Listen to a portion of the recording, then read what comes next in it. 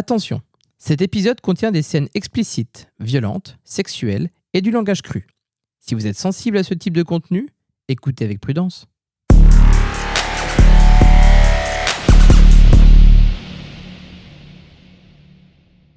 Vous écoutez Autobiographie d'un Bernard l'Ermite.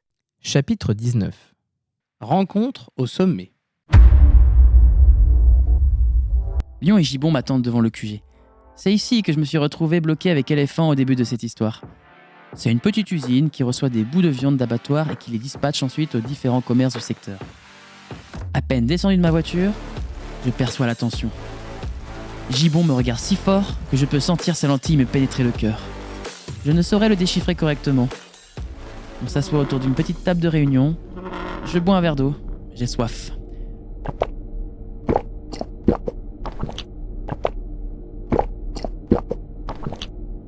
Les deux autres me regardent étrangement. Vous voulez que je vous serve ? Je ne comprends pas ce qu'ils veulent. C'est gênant d'être fixé pendant que l'on boit. Peut-être que ma glotte fait du bruit quand j'avale ? Rien de plus rafraîchissant que de l'eau. Ça suffit ce cirque. Que se passe-t-il, Louis ? Ah, vous m'appelez par mon prénom.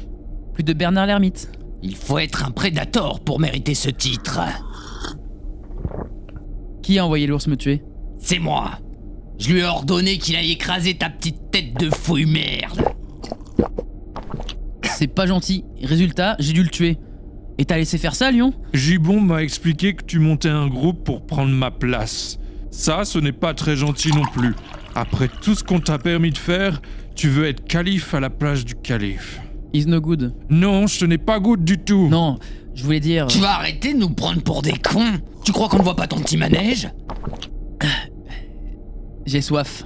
Soif de pouvoir, oui. Non, de la gourmeilleure, ça me convient parfaitement. Quand je pense qu'on t'a fait confiance aveuglément après toutes tes belles louanges sur la logique et ton esprit implacable, tu as fini de boire quand je te parle ? C'est bon, je peux faire deux choses à la fois. Moi aussi. Je peux t'arracher les dents et te couper les doigts en même temps. Vous divisez le plaisir par deux, c'est pas cohérent comme réflexion pour un psychopathe. Regarde-moi dans les yeux et écoute bien ce que j'ai à te dire, Louis. Je peux finir mon verre en même temps ou c'est trop demandé ? Non ! On t'a donné des outils pour développer ton idée, on ne t'a pas torturé ni tué, et pourtant crois-moi que Gibbon me l'a demandé de nombreuses fois. Et toi, pour nous remercier, tu nous pisses dessus en tentant de prendre ma place ? Je dois le prendre comment ? J'ai la bouche sèche, je peux boire quelques gorgées ?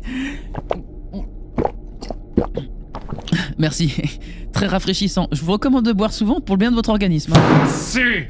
Explique-toi, qu'est-ce qui t'a pris de penser, ne serait-ce qu'une seule seconde, que tu avais la légitimité de diriger un cartel de drogue implanté depuis plus de 15 ans dans la région ? Vous faites partie de ces managers vieillissants, dirigeant avec une poigne de fer dans un gant d'acier, pensant que c'est l'unique solution pour gérer son business. Vous forcez le respect au lieu de le gagner. Rien ne fonctionne quand les gens sont obligés de faire quelque chose. Et il faut les inciter, donner plus d'autonomie, être empathique, mieux comprendre et anticiper les problématiques de ses équipes. Vous ne faites que de la répression, mais les gens qui bossent pour vous, ils ont au contraire besoin de considération. Vous êtes à la fin d'un cycle, Lion, et moi je peux insuffler une dynamique qui aidera au bon développement des Predators. Un gauchiste à la tête d'un gang de dealers, on aura tout vu. Tu veux aussi refiler des impôts à l'État tant qu'on y est ? Si on était légalisé, c'est ce qui se passerait. Mais on n'y est pas. Et ce genre d'ingérence met toute la viabilité de mon gang en danger. Ce qui ferait le plus grand plaisir à l'inspectrice du Prage qui nous colle au cul depuis des mois. Elle attend le moindre faux pas, et toi tu lui sers sur un plateau, à croire que tu bosses en sous-marin avec eux. Non mais bordel, c'est ridicule et vous le savez très bien. Si je suis encore en vie, c'est que vous savez à quel point je suis important pour le futur de votre organisation. Sauf que pour développer de manière efficiente le business, je demande à avoir les pleins pouvoirs. Et si je refuse ? Alors vous risquez de passer un sale quart d'heure tous les deux.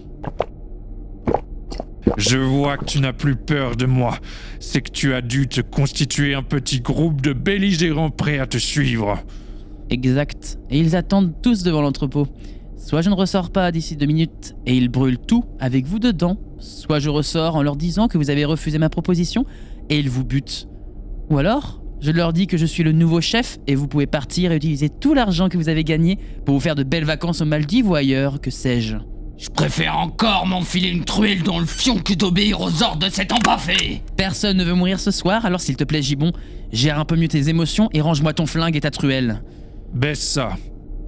Tu penses connaître le cartel? Tu crois qu'il n'y a que moi au sommet? Tu te dis que les Predators sont juste un gang qui a la main mise sur certains quartiers de Nancy? Tu es tellement à côté de la plaque. Désolé, j'ai pas consulté l'organigramme avant de proposer ma promotion. Et tu vas me faire croire que tu n'es qu'une marionnette qui se fait tirer les ficelles par d'autres trous de balles dans ton genre? On ne m'a jamais défini comme un trou de balle. Mais j'en prends note. Une fille d'une trentaine d'années se tient dans l'ombre de la lampe. Depuis combien de temps nous observe-t-elle? Qui est-ce? C'est trop demandé, bordel, d'avoir un peu d'intimité dans sa mutinerie. Bonjour Louis. Je suis Rosa Ortega. Je suis la main qui tire les ficelles de Ramon. Non, pas mon vrai prénom. C'est Lyon, mon blaze. On est entre personnes intelligentes. On peut mettre de côté vos sobriquets ridicules. Ah, on est d'accord, c'est débile comme principe. J'ai pris Bernard l'ermite pour déconner et ces imbéciles m'ont pris au sérieux. Ces imbéciles rapportent 28 millions d'euros de bénéfices chaque année sur Nancy. Et encore, ils ne contrôlent même pas la moitié de la ville. Je pense que ces chiffres méritent qu'on leur parle avec un peu plus de considération. Bref, je trouve ton putsch minable. Ce n'est pas comme ça que l'on grimpe les échelons. La loyauté est quelque chose de très important dans les cartels. Je comprends que tu aies de l'ambition et une vision progressiste du monde de la drogue, mais si tu veux aller trop vite, trop haut, tu finiras calciné dans une mare d'essence. Et au prix de l'essence. Crois-moi, si je n'avais pas une réelle confiance absolue en ton potentiel, tu serais déjà en train de hurler sous la torture de Michael. Michael! C'est moi. Je comprends qu'il préfère se faire appeler Gibbon. Tu es intelligent et novateur, exactement ce qu'il nous faut pour gagner cette guerre. Oh ouais. Je te propose un deal. Tu viens avec moi, diriger l'organisation de plus haut encore. On passe l'éponge sur ton putsch moisi, et tu auras une liberté encore plus grande de développer le commerce de bœufs, ainsi qu'un salaire conséquent. Du genre... Genre 8000 par mois, net d'impôts bien entendu. Ah ouais, bordel. Et si je peux être un peu plus convaincante encore, la vingtaine d'hommes qui t'attendaient devant viennent tous d'être embarqués par les flics. Le port d'armes est illégal en France, tout comme les putschs sont interdits dans un milieu de cartel. Ah, je l'avais pas vu venir celle-là. Je ne sais pas comment, mais cette Rosa a réussi à contrecarrer mon plan. Je suis échec et mat. Enfin, cette défaite a quand même un goût de victoire pour moi. Je vais avoir une meilleure amplitude pour développer le business et je vais gagner un bon paquet de fric. Je suis content. Si éthiquement on peut se demander si je me suis pas perdu, je sais que je peux rendre le secteur meilleur, moins barbare, plus lisse et respectueux. Pas besoin d'avoir fait des études de sociologie pour comprendre que les gens qui bossent pour les cartels sont des personnes paumées, lâchées par le système, marginalisées, sans le sou et prêts à commettre n'importe quoi pour leur survie. Je sais qu'il y a mieux à faire, comme éduquer les dealers ou améliorer la qualité des produits en arrêtant de couper la bœuf avec des merdes, mais aussi désacraliser les bienfaits du cannabis pour l'organisme. Je peux créer un tournant à 90 degrés dans cette industrie illégale, jusqu'à, pourquoi pas, réussir à la rendre légale. On sort de l'usine avec Rosa. Je monte dans sa voiture et je vois la police qui embarque tous mes complices. Elle a tué le game. Pendant le trajet, je lui demande ce que vont devenir mes amis, et elle me dit qu'ils devront se cacher car les Predators vont les traquer et très probablement les tuer. J'ai de la peine pour eux et je me rassure en me disant qu'ils sauront se cacher. Puis, lorsque je retrouve peu à peu ma lucidité, je sais qu'ils sont foutus. Vous pouvez les gracier ? Sûrement pas. Dans ce business, il n'y a pas de code de travail. Il y a uniquement quelques règles bien définies. Par exemple, la loyauté. On doit savoir se comporter avec maturité et respect. Si tu brises les règles, alors tu n'es pas un homme, tu es un animal. Et on doit se comporter comme tel avec ces gens. Venant de la personne qui dirige un gang dont les membres se donnent des surnoms animaliers, c'est assez ironique je trouve. Ça, c'est leur délire. Tu es assez intelligent pour te rendre compte que l'intégralité des personnes qui bossent pour moi sont débiles. Oh, ça se voit à peine. Et comment tu peux faire confiance à ces gens-là ? En leur faisant lire, Choupi découvre le code de la déontologie. Certains ne savent même pas lire. Sérieux ? La force, la violence, la peur. Il n'y a que ça qui peut créer un cadre permettant de travailler sans que ce soit l'anarchie. Oui, mais les renégats qui ont voulu m'aider à faire ce putsch, ce sont des personnes qui veulent travailler dans de meilleures conditions. Et tu les as manipulés pour leur faire croire que tu pouvais changer les choses. Tu auras leur mort sur la conscience, Louis. Que ça te serve de leçon.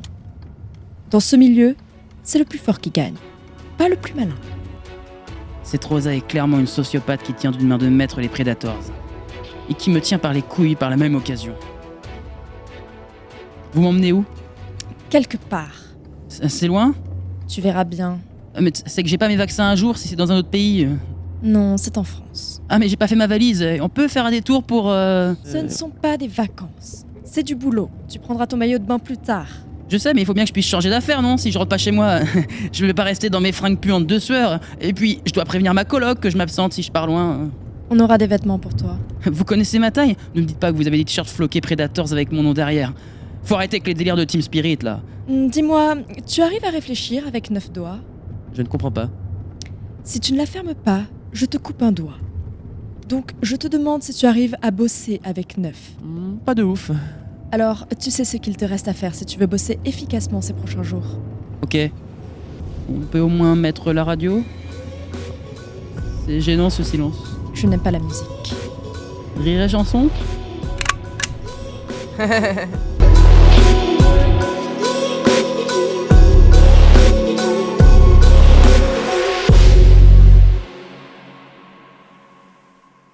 Dans cet épisode, vous avez entendu Benjamin, Arnaud, Martin, Claire,